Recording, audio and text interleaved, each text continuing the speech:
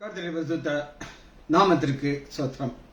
பர்வதம்ங்கிற செய்தியில இன்னைக்கு 5வது செய்தியை தியானிக்க இருக்கிறோம். பர்வதம் ஜெபத்தோடு இந்த செய்திக்குள்ளே கடந்து சொல்லும். எந்தன் கான் மலையா நவாரே, என்னை காக்கம் தெய்வம் நீரே. எந்தன் கான் மலையா நவாரே, என்னை காக்கம் தெய்வம் நீரே. வாழமை மாட்சிமை நிறைந்தவரே, மகிமைக்கு பாத்திரரே.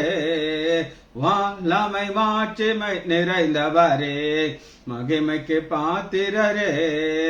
ஆராதனை உமக்கே, ஆராதனை உமக்கே, ஆராதனை உமக்கே, ஆராதனை உமக்கே.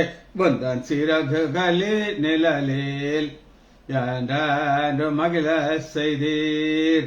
உந்தன் சிறகுகளில் நிழலில் என்று மகிழ செய்தீர். தூயவரே என் துணையாளரே, துதிக்கு பாத்திரரே.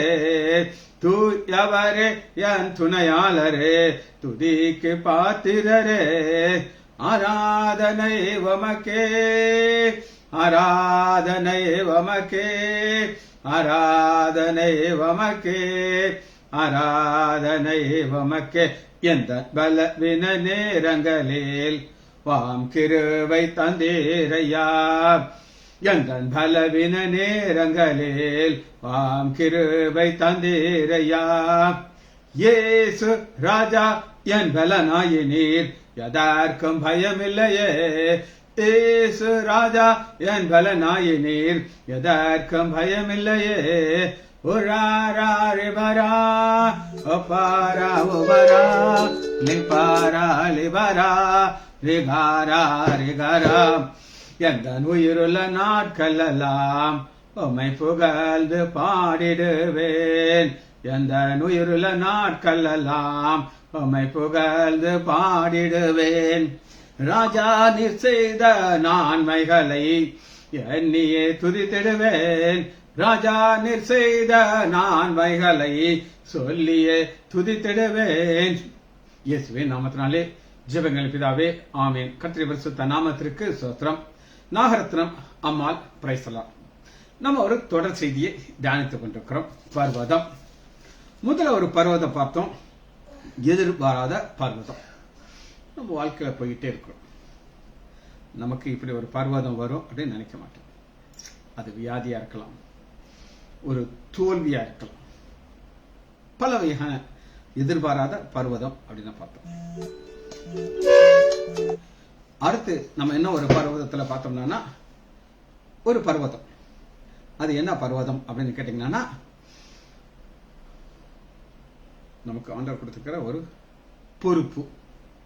அது ஊழியமா இருக்கலாம், உங்களுடைய வேலையா இருக்கலாம், எதுனாலும் இருக்கலாம். அதுவும் என்னது, ஒரு பர்வதம். அந்த பர்வதத்தையும் நம்ம பெருசா நம்ம பார்க்க போறோம். இன்னைக்கு நம்ம பார்க்க போற அதுதான் பார்க்க போறோம். இரண்டாவது ஒரு பர்வதத்தை பார்த்தோம், அது ஒத்தாசை வரும் பர்வதம். ஒத்தாசை வரும் பர்வதம். அது நமக்கு சந்தோஷமா ஒரு வசனம் உண்டு. சரி, மூணாவதாக ஒரு பர்வதத்தை பார்த்தோம், அது நோக்கி பார்க்கிற பர்வதம். அந்த பர்வதத்தை நம்ம நோக்கி பார்க்கணும். அது நமக்கு புதிய வானம் புதிய பூமி வரை நம்மளை கொண்டு போய் சேர்க்கும், நோக்கி பார்த்தா. நாலாவதாக ஒரு உயர்த்தப்பட்ட பர்வதத்தை பார்க்கிறோம். உயர்த்தப்பட்ட பர்வதம், அது நம்முடைய ஆண்டவராகிய இயேசு கிறிஸ்து உயர்த்தப்பட்டார் அப்படின்னு பார்த்தோம். இன்னைக்கு நம்ம பார்க்கிறது பெரிய பர்வதம். வாசிப்போமா? சகரியா 4வது அதிகாரம் 7வது வசனம். சகரியா 4:7 பார்க்க. 1094.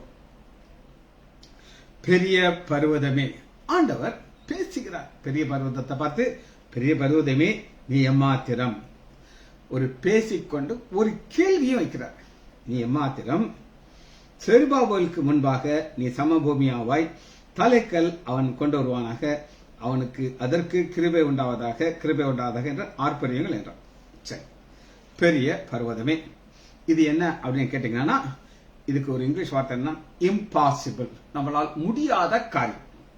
இப்போ ஊழியம்ங்கிறது என்ன அப்படின்னு கேட்டீங்கன்னா, நமக்கு பல நேரங்களில் தடைகள் வரும். சத்ரு சில காரியங்கள் கொண்டு வந்து போடுவான்.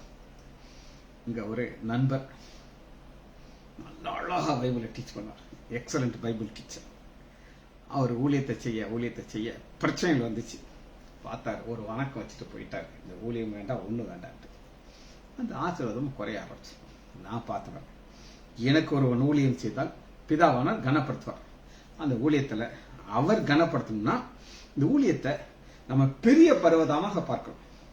அந்த பெரிய பர்வதமாக நம்ம பார்க்கும் பொழுது ஆண்டவர் அந்த பர்வதத்துக்கு விரோதமாக வருகிற எல்லா தடைகளையும் அவர் உடைச்சிருவார். அது அவருடைய வேலை. சரி, இப்ப இந்த பெரிய பர்வதங்கிறது இம்பாசிபிள் அப்படின்னு நான் உங்களுக்கு சொன்னேன். இது யாரால் முடியாது அப்படின்னு கேட்டீங்கன்னா மனுஷங்களால் முடியாது. ஆனால் காட் கேன், ஆவியானாரா அது முடியும். வாசனை எடுத்துக்கொள்வோமா? மார்க்கு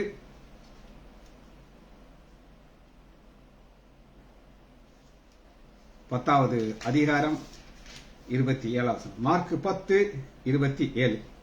இயேசு அவர்களை பார்த்து, மனுஷரால் கூடாதது தான் தேவனால் இது கூடும், தேவனால் கூடாதது அல்ல.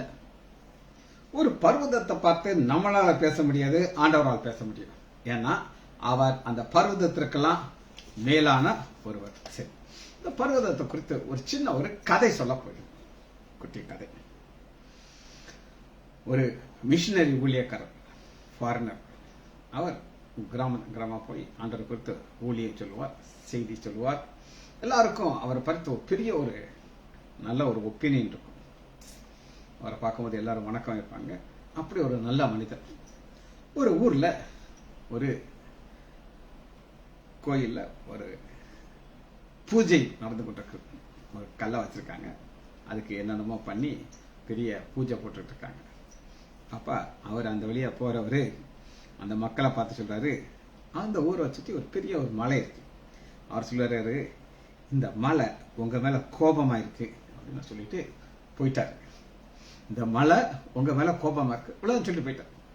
இவங்களுக்கு எல்லாம் ஒரே மண்டை தலை சுத்திருச்சு. ஐயா, இவர் ரொம்ப படிச்சவர் ஐயா, இவர் என்னென்னலாம் படிச்சிருக்காரு, அமெரிக்கால உள்ளவர், நம்ம மேல இந்த மலைக்கு கோபமா இருக்கே என்னையான்ட்டு காத்துட்டு இருக்காங்க. அவங்களுக்கு பதில் கிடைக்கல. அவர் திரும்ப வரும்போது அவரை பிடிச்சுக்கிட்டாங்க. ஐயா, எங்களுக்கு நீங்க பதில் சொல்லணும் ஐயா, இந்த பெரிய மலை ஏங்க எங்க மேல கோபமா இருக்கு அப்படின்னு அவர் நேச்சிருச்சு சொல்றாரு. நீங்க வச்சிருக்க ஒரு சின்ன கல்லுங்க, சின்ன கல்லை நீங்க கடவுளா பாக்குறீங்க, நீங்க என்னன்னோ மரியாதை எல்லாம் செய்றீங்க, ஆனா அவ்வளவு பெரிய மலைக்கு நீங்க ஒண்ணுமே செய்ய மாட்டேங்கிறீங்க. அது ஒரு கல்லு தானங்க, அதுக்கு நீங்க பெரிய மரியாதையில செய்யணும் அப்படின்னாரு. எங்களுக்கு ரொம்ப வெக்கமாகி போச்சு. ஒரு பெரிய மலை, அது ஒரு மலை, அது ஒரு கல். ஆனா ஆண்டவருக்கு அது லேசாக அந்த பிரச்சனையை அவர் முடிச்சிடும். சரி, இப்ப ஆண்டவர் இந்த செருபாவால் பார்த்து சகரியா 4வது அதிகாரம் 7வது வசனம் என்ன சொல்கிறார்னா, நீ எம்மாத்திரம் நீ சம பூமி ஆக்கப்படும். இந்த சம பூமிங்கிறது என்ன அப்படின்னு கேட்டீங்கன்னா, இது ஆண்டவருடைய பாதை அப்படின்னு நம்ம சொல்லலாம். ஆண்டவர் ஒரு பாதை. அவர் இந்த பூமிக்கு வரும் பொழுது என்ன நடந்தது அப்படின்னு கேட்டீங்கன்னா, ஒரு ராஜரீகமான பாதையை நம்ம பார்க்கலாம். வாசிப்போமா? எப்படி சமபூமியாக மாறும் அப்படின்னு கேட்டீங்கன்னா, லூக்கா 3வது அதிகாரம் 3வது வசனம். நம்முடைய ஆண்டவராகிய இயேசு கிறிஸ்து இந்த பூமிக்கு வரப்போகிறார். ஒரு பாதை, அந்த பாதையில என்ன இருக்குதுங்கிறத நம்ம பார்க்க போறோம். லூக்கா 3வது அதிகாரம் 3வது வசனம். அப்பொழுது கர்த்தருக்கு வழியை ஆயத்தப்படுத்துங்கள், அவருக்கு பாதைகளை செம்மைப்படுத்துங்கள் என்றது. பள்ளங்களெல்லாம் நிரப்பப்படும், சகல மலைகளும் குன்றுகளும் தாழ்த்தப்படும். இதெல்லாம் நம்முடைய மேசியாகிய ஆண்டவராகிய இயேசு கிறிஸ்து இந்த பூமிக்கு வர்றதுக்கு தடையா இருக்கும். ராஜரீக பாதை என்னன்றது உங்களுக்கு நான் சொல்றேன். ஒரு ராஜா தன்னுடைய அரண்மனையிலிருந்து ஒரு ரொட்டீன் பாதையில போவார். ஆனா புதிதாக ஒரு இடத்துக்கு போகிறாருன்னா அந்த இடத்துல பாதையை அவங்க என்ன செய்வாங்க, சரி பண்ணுவாங்க. ஏன் சரி பண்றாங்கன்னா, ராஜா வரும்போது அது மேடு பள்ளம் வரக்கூடாது, அதெல்லாம் கரெக்ட் பண்ணுவோம். அதனாலதான் பள்ளங்கள் எல்லாம் நிரப்பணும். ஏன் பள்ளங்கள் நிரப்பணும்? அவர் சேரிட் அதுக்குள்ளே டோங்கனை இறங்கக்கூடாது, லெவல் கரெக்டா இருக்கும். மலைகள் குன்றுகள் தாழ்த்தப்படும், கோணலாளர்கள் செவையாகும், கருடெல்லாம் சமமாகும். பாருங்க, மாமிசமான யாவரும் தேவனுடைய ரட்சிப்பை காண்பார்கள். தேவனுடைய ரட்சிப்பு, அவர் கொடுக்கிற விடுதலையை பார்க்க முடியும். இது ஏசாயால சொன்னத யோவான் ஸ்நானகன் சொல்லுகிறார். ராஜரீக பாதை ரெடி பண்றாங்க. சரி, இது மனித முயற்சினாலே நடக்காது. இதுக்கு 2 காரியம் தேவை.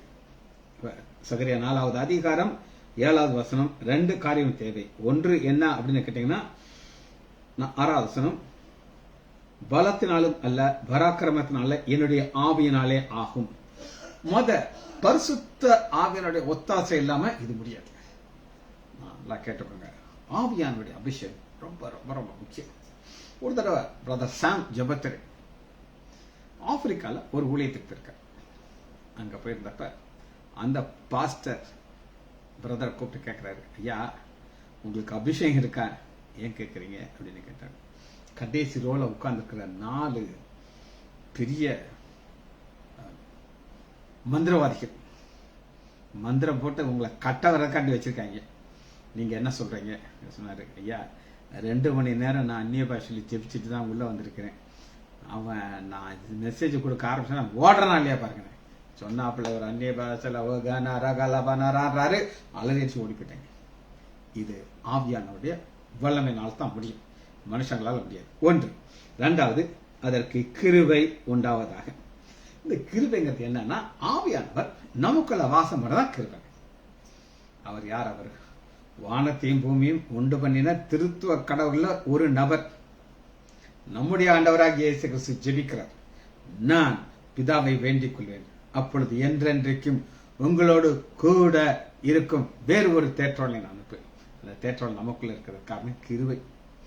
இவ்வளவு மோசமான மனுஷங்களை நமக்கு தெரியும், ஆனா நமக்குள்ள அவர் வாசம் பண்ணுகிறார்.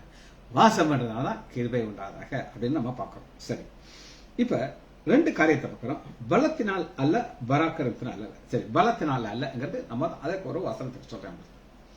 ஒரு சின்ன தம்பி அப்பா 2 பேர் ஒரு மலைக்கு ஏறி போகிறார்கள். அங்க போய் அந்த பையன் சொல்றான், அப்பா இந்த குட்டி கல் இருக்குல்லப்பா, இதை நான் தள்ள போறேன்ப்பா, ஆனா நீங்க என்ன செய்யக்கூடாது, ஒண்ணுமே செய்யக்கூடாது பாப்பேன். அப்பாவும் சரி செய்யப்பா தம்பி. அவரையும் பையன் தான் முக்கிறோம், சின்ன பையன் குட்டி பையன் ஆங்கிறான் ஆங்கிறான் ஆங்கிறான் ஆங்கிறான் போக மாட்டேங்குது. அப்புறம் மறுபடியும் அப்பா இங்க பாருங்க, நீங்க ஒண்ணுமே செய்யக்கூடாது, நான் சின்ன பையனால என்னால தெளிவு பார்த்துக்கோங்க அப்படிங்க. கடைசியில முடியலன்னு, எப்பா நீங்க உதவி செய்யுங்க பாட்ட. அப்பா ஒரு விரல் வைக்கிற கடை கடை கடை முடியுது. அவரு சண்டைக்கு ஏன்பா நீங்க அப்பதே செஞ்சிடலாம், நீ செய்ய உடலடா. அப்பா நான் செய்யறேன் நான் செய்யறேன், அதான் பலத்தினால். நம்முடைய சரீர முயற்சிங்கிறது இந்த ஊழியத்துல சான்ஸே கிடையாது. ஆண்டவர் பலத்தினாலும் அல்ல பராக்கிரமத்தினாலும் அல்லங்கிற பலன் நான் உங்களுக்கு மாம்ச முயற்சி. 2வது ஒரு காரியம் பராக்கிரமம். பராக்கிரம்ங்கிறது என்ன அப்படின்னா சூப்பர் நேச்சுரல் பவர். உங்களுக்கு ஸ்பைடர் மேன், ஃபேண்டம் எல்லாம் தெரியுமா உங்களுக்கு? கற்பனை கதைகள் இல்லை நான் சொல்லல, ஆனா அவங்க பண்றதெல்லாம் பாத்தீங்கன்னா எந்த மனுஷனும் செய்ய முடியாததை அவங்க செய்வாங்க. இந்த spider man etcetera etcetera etcetera இந்த மாதிரி நம்முடைய வேதத்துல ஒரு ஜெய்ஜாண்டிக்கான ஒரு நபர் இருந்தார். அவர் தான் பராக்கிரமசாலி. எடுத்துக்கொள்ளுமா, நியாயாதிபதிகள் 14வது அதிகாரம் 5வது வசனம், பக்கம் 322. இந்த நியாயாதிபதி புஸ்தகத்துல சிம்சோன், இந்த சிம்சோன் உண்டாக்கப்பட்ட நோக்கம் அப்படின்னு ஒண்ணு இருக்கு. எல்லாத்துக்கும் ஒரு நோக்கம் இருக்கு. வாசிப்போமா? சிம்சோன் நம்ம குறித்து அவன் தாயுடைய கர்ப்பத்தில் உருவாருக்கு முன்னாடி மலடியா இருக்கிறார். நியாயாதிபதிகள் 13வது அதிகாரம் 3வது வசனம், கர்த்தருடைய தூதனானவர் நம்முடைய ஆண்டவராகிய இயேசு கிறிஸ்து அந்த ஸ்திரீக்கு தரிசனமாகி ஆள் நோக்கி, இதோ பிள்ளை பெறாத மலடியான நீ கர்ப்பவதியாகி ஒரு குமாரனை பெறுவார். அவன் தலையில சவர கட்டி படக்கூடாது. காரணம் என்ன அப்படின்னா, அவன் இஸ்ரவேலை பெலிஸ்தியர் கைக்கு நீங்களாக்கி ரட்சிக்க தொடங்கும். பெலிஸ்தியர் கைக்கு நீங்க, அதான் நோக்கம். எல்லாத்துக்கும் ஒரு நோக்கம் இருக்கு. நான் ரட்சிக்கப்படுறதுக்கு முன்னாடி நான் எதுக்காக இந்த உலகத்துக்கு வந்தேன்னு வச்சீங்கன்னா, அனுபவி ராஜா அனுபவி, வாழ்க்கையில சந்தோஷமா இருக்கணும், ஜாலியா இருக்கணும், எல்லாத்தையும் அனுபவிக்கணும். ஆனா 2000 ஆண்டவர் என்னை பிடிச்சாரு. 25 வருஷமா இந்த பெரிய பர்வதத்தை எனக்கு கொடுத்திருக்காரு. நான் இல்ல, கிருபைனால ஆவியினால இதை கொண்டு போயிட்டு இருக்கிறார். சரி, இப்ப நம்ம பார்க்க போறோம் பலத்தினால் அல்ல பராக்கிரமத்தினால். இந்த பராக்கிரமசாலிக்கு தான் இவர். வாசிப்போமா, இவர் எப்படிப்பட்ட ஒரு பராக்கிரமசாலி அப்படின்னு கேட்டீங்கன்னா, நியாயாதிபதிகள் 14வது அதிகாரம் 6வது வசனம். இப்ப ஒரு பால சிங்கம் அவருக்கு எதிர்த்து வருது. நம்மன்னா அலறி அடிச்சு இங்கிட்டு கூடி ஓடி போயிருக்கும். ஓடலாம், அது விரட்டிட்டு வந்து நம்மளை பிடிச்சிடும், அதுல சந்தேகமே இல்லை. துப்பாக்கி இருந்தா சுடலாம், அதுக்கு தைரியம் வேணும். ஆனா இவர் என்ன செய்யறாரு அப்படின்னு கேட்டீங்கன்னா, அவன் கையிலே ஒன்றுமில்லாதிருந்தும் ஒன்றுமில்லாததுன்னு இருக்குது, ஆனா ஆவியானவர் அவரோட கூட இருக்கு. அதனால்தான் அவன் பலத்தினால பராக்கிரமத்தினால் இதெல்லாத்தையும் செய்யறான். ஒரு ஆட்டுக்குட்டியை கிழித்து போடுறது போல கிழித்து போட்டான். சரி, அப்ப ஒரு மனிதனுக்கு ஒரு பவர் இருக்கு, அவனால் அதைத்தான் செய்ய முடியும், அதுக்கு மேல அவனால் செய்ய முடியும். அதுக்கு மேல அவன் செய்தானா அவனுடைய சரீரம் அவனுக்கு பிரச்சனை உண்டு பண்ணிடும். அப்ப பராக்கிரமசாலியான சிம்சோனால ஃபர்ஸ்ட் ஒரு பாலசிங்கத்தை டர்ன்னு கிழிச்சு போட்டாங்க. ரெண்டாவது 15வது அதிகாரம் 14வது வசனத்துல பாத்தீங்கன்னா,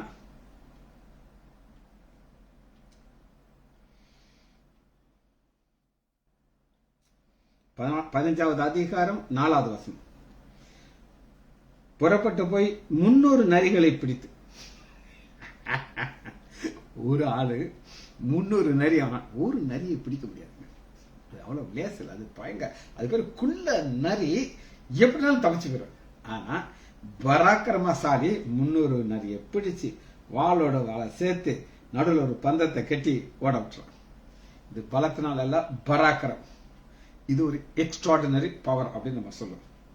அப்புறம் 14வது அதிகாரம், அது 15-14 பாத்தீங்கன்னா ஒரு யுத்தம் வருது பெலிஸ்தீரோட. யுத்தம் வரும்பொழுது இவ என்ன செய்யறான் அப்படின்னு கேட்டீங்கன்னா, 15வது வசனத்துல ஒரு கழுதையுடைய பச்சை தாடையில், பச்சை தாடைனா என்ன அர்த்தம் அப்படின்னு, இப்பதான் செத்து போய் கிடக்குது, அதை பிடிச்சி அந்த தாடை எடுத்து அதை வச்சு எத்தனை பேர் அவன் கொண்டு போட்டான் அப்படின்னு கேட்டீங்கன்னா 1000 பேரை கொண்டுட்டான். இது சினிமால தான் இப்படி எல்லாம் நீங்க பார்க்க முடியும். ஹீரோ கையில கன் வச்சிருப்பாரு, ஒரு சுத்தி 500 பேர் மிஷின் கன்னோட இருப்பாங்க, அவங்க சுடுவாங்க. இவர் மேல மட்டும் புல்லட் போகாது, இவர் மேல பறப்பாரு, டும்முன்னு அடிப்பாரு, இங்கிட்டு பறப்பாரு, அடிப்பாரு. எத்தனை கன் இருந்தாலும் அவர் மேல படவே படாது. அந்த மாதிரி இங்க ஒரு சினிமா மாதிரி ஒரு சம்பவம் நடக்குது. 1000 பேரை ஒரு பச்சை தாடை மேல. இதுதான் பராக்கிரமம். இந்த பராக்கிரமத்துக்கு காரணம்னா ஆவியானவர். இங்க பாருங்க, 15வது அதிகாரம் 14வது வசனத்துல, அப்பொழுது கர்த்தருடைய ஆவியை அவனில் பலமாக இறங்கினாலே.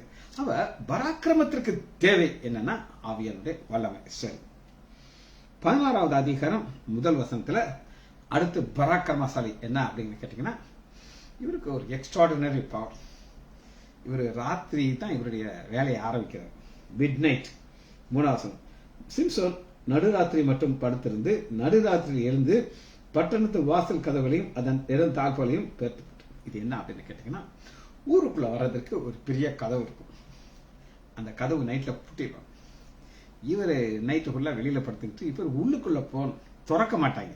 பார்த்தா இதுக்கா நீ திறக்கணும், நான் என்ன செய்றேன், அதை தூக்கி திறந்து கீழே போடுறது கிடையாது, அதை தோல்ல வச்சுக்கிட்டு எப்பொருளுக்கு எதிராக இருக்கிற மலை உச்சிக்கு சுமந்து கொண்டு போறான்.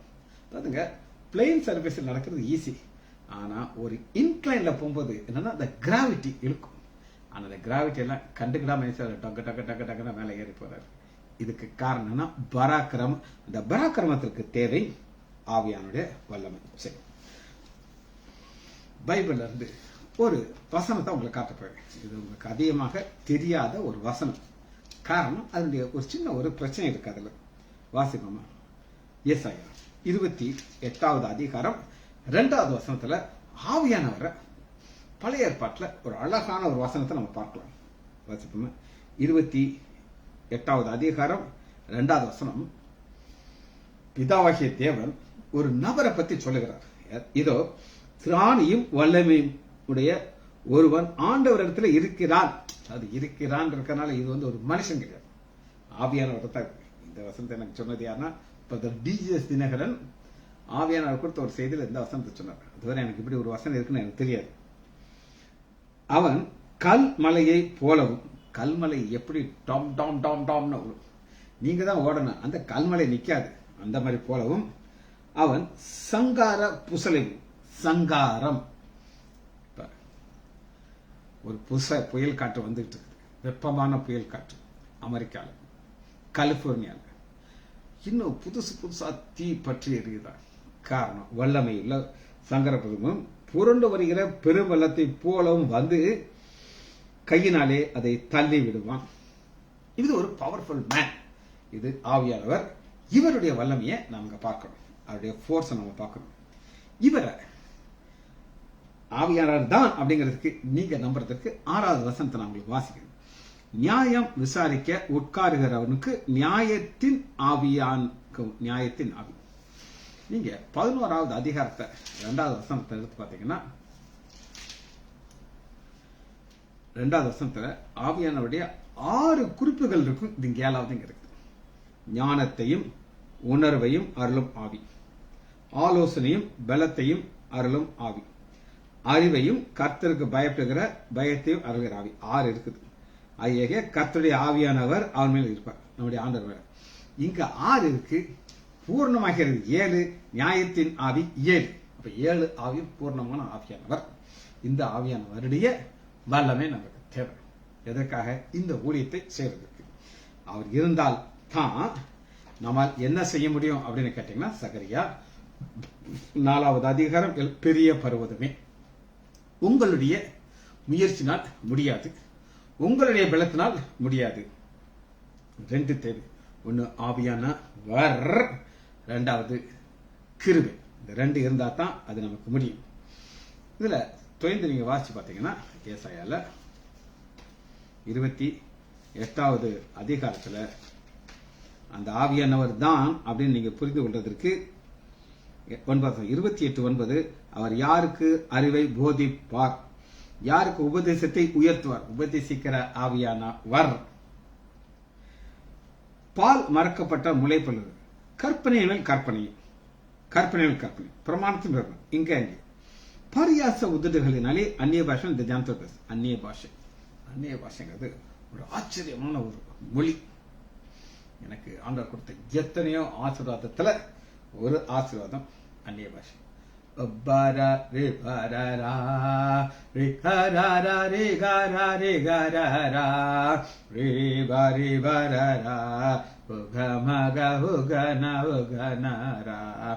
ஆவியானவர் நம்மோட கூட இருந்து நம்ம அந்நிய பாஷையில பேசுறோம், அந்நிய பாஷையில பாடுறோம்னா நம்முடைய இருதயத்தினுடைய பாரங்கள் எல்லாம் அவர் அப்படியே எடுத்துக்குவாங்க. இது அனுபவம் சொல்லி உங்களுக்கு புரிய வைக்க முடியாது. அதனாலதான் 12வது வசனம் ஏசாயா 28, அந்த வல்லமை உள்ளவர் 12, இதுவே நீங்கள் இளைத்தவனுக்கு இளைப்பாறுதல் தக்கதாக இளைப்பாறுதல், இதுவே ஆறுதல். ஆறுதலின் தெய்வமே உம்முடைய திரு சமூகம் எவ்வளவு இன்பமானது, ஆமென், எவ்வளவு இன்பமானது. காரணம் ஆண்டவர் நமக்கு இளைப்பாறுதல் தரணும். நமக்கு முன்னாடி இருக்கிறது பெரிய பர்வதம். அந்த பெரிய பர்வதம் ஊழியம் எதா இருக்கணும். நமக்கு தேவை கிருபை, ஆவியானுடைய விசேஷமான ஒரு ஸ்பெஷல் வல்லமை. சரி, அது சமபூமியாக மாற்றுவார். யோபுல நான் உங்களுக்கு ஒரு திருமூல வசனத்தை காமிச்சு திரும்ப அந்த வசனத்தை நம்ம பார்க்க போகிறோம். எடுத்துக்கோங்க, யோபு 9வது அதிகாரம் 5வது வசனத்துல இது அவர் வேலைங்க. யோபு 9:5, அவர் பர்வதங்களை சடிதியாக பெருக்கிறார். எந்த பர்வதம் சொல்லுங்க, எந்த பர்வதத்தை நம்ம முன்னாடி முடியாதோ சடிதா ஈஸியா பிடிக்கிறார். சொன்னேன், சின்ன பையனால தள்ள முடியல, அப்பா பரவலாச்சு தொடர முடியும். தம்முடைய கோபத்தினாலே அவளை புரட்டி போடுகிறார். புரட்டி போட வேண்டிய காரணம் என்ன அப்படின்னு கேட்டீங்கன்னா, இது அவருடைய வேலை. சரி, இப்ப ஒரு பர்வதத்தை ஆண்டவர் புரட்டி போடுகிறார். இதை பார்த்து இந்த செய்தியை முடிக்க போயிடும். பெரிய பர்வதம், இந்த பெரிய பர்வதத்துக்கு முன்னாடி பயப்படாத ஒரு 3 பேர் நிற்கிறாங்க. வாசிப்பாமா? தானியேல் 3வது அதிகாரம் 1 வசனம். எவ்வளவு பெரிய பர்வதம்னா, அந்த பர்வதத்துக்கு முன்னாடி எல்லாரும் முகம் குப்புற விழுந்து அந்த பர்வதத்தை வணங்கணும். கண்டிஷன். இது கட்டளை. பாருங்க, தானியேல் 3வது அதிகாரம் 3வது வசனம். நேபுகாத்நேச்சார் நிறுத்தின சிலைக்கு எதிராக நின்றார்கள். என்ன அறிவிக்கிறார்கள் கேட்டீங்கன்னா, ராஜாவாகிய நேபுகாத் நிறுத்தின பொற்சிலையை பணிந்து கொள்ள கடவீர்கள். எவனாகிலும் தாழ விழுந்து பணிந்து கொள்ளலைன்னா அவனை எரிகிற அக்னி சூழலின் நடுவில் போடப்படுவான். இதுதான் கட்டளை. ஆனா ஒரு 3 பேருக்கு மாத்திரம் ஒரு பலன் இல்லை, ஒரு பலா ஸ்பெஷல் பவர். அந்த ஸ்பெஷல் பவர் கொடுக்கிறது ஆவியானவர். அவங்க என்ன அந்த வல்லமையோட பராக்கிரமத்தோட ஒரு பேச்சை பார்க்கணும். இது சாதாரண பேச்சுகள்ல, ஏன்னா ராஜ்ய முன்னாடி எல்லாம் பேசவே முடியாது. 16வது வசனம் தானியேல் 3:16. அந்த 2 பர்வதத்தை பார்க்கிறோம். ஒன்னு பொற்சிலை, இன்னொன்று நேபுகாத்நேச்சார். நேபுகாத்நேச்சார் எப்படி இருக்காரு? அவரு அப்படியே வெறியில நிக்கிறார். சாத்ராக் மேஷாக் ஆபேத்நேகோ என்பவர்கள் ராஜாவை நோக்கி, நேபுகாத்நேச்சாரே, என்னது நேபுகாத்நேச்சார் பேரை சொல்லி கூப்பிடுறாங்க. இன்னைக்கு பேரை சொல்லி கூப்பிடுறாங்க. இதுக்கு என்ன தேவை? பராக்கிரமம் தேவை. பல போட முடியாது. நேச்சாரே, இந்த காரியத்தை குறித்து உமக்கு உத்தரவு சொல்ல எங்களுக்கு அவசியம் இல்லை. நாங்கள் ஆராதிக்கிற எங்கள் தேவன் எங்களை தப்புவிக்க வல்லவராயிருக்கிறார். இந்த சிலை நீங்க 2 வரை அவர் தூக்கி போட்டுருவார். அது அவருக்கு லேசான காரியம். அவர் எரிகிற அக்னி சூளைக்கும் ராஜாவாகிய உமை கைக்கும் எங்களை நீக்கலாக்கி விடுவிப்பார். விடுவிக்காமல் போனாலும் நீங்க நிறுத்தின சிலைக்கு முன்னாடி நாங்க வணங்க முடியாது. இது யார் பெருசா இருக்கா சொல்லுங்க? 3 பேர் பராக்கிரமத்தோடு ஆவியானுடைய வல்லமையோடு பேசுறாங்க. பேசும்பொழுது கோபம் வந்துருச்சு. கோபம் வந்து என்ன செய்றாங்க அப்படின்னு கேட்டீங்கன்னா, 22 வசனம். ராஜாவின் கட்டளையின்படி கடுமையா இருந்து சூளை மிகவும் சூடாக்கப்பட்டனால தூக்கி கொண்டு போனவங்க எல்லாம் செத்து பெற்றுச்சு. அக்னி அந்த அளவு பவர்ஃபுல்லா இருந்துச்சு. ஆனா ஆண்டவர் என்ன செய்யறாரு அப்படின்னு கேட்டீங்கன்னா, இங்க ஆவியானவர் இறங்கி வந்துட்டார். பாருங்க, பலத்தினாலும் அல்ல, பராக்கிரமம் அல்ல, அந்த அக்னி புயல் போல ஒருத்தர் என்ன செய்யறாரு? அவர்கள் நடுவுல வந்து நிற்கிறார். பாருங்க, ராஜா சொல்லுகிற 24 வசனத்துல, நம்ம 3 பேர்ல எல்லாம் போட்டோம், இவன் நடுவுல 4 பேர் இருக்காங்களே அப்படின்னு சொல்றாங்க. 4வது இருக்கிற பாக்குறேங்கிறார்.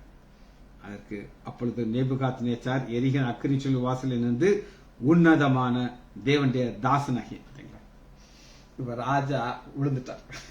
இதாங்க ஆண்டவர் 2 தூக்கி போட்டுட்டார், அல்லது 3 தூக்கி போட்டார். ராஜா அந்த சிலை அக்னி வேலை செய்ய மாட்டேங்குது. பார்த்தாரு, இவர் தாயா கடவுள் அப்படின்னு சொல்லி அந்த பர்வதத்துக்கு முன்னாடி இவர் கீழே விழுந்தார். ராஜா எப்படி விழுந்தார் அப்படின்னு நான் உங்களுக்கு காட்டுறேன்.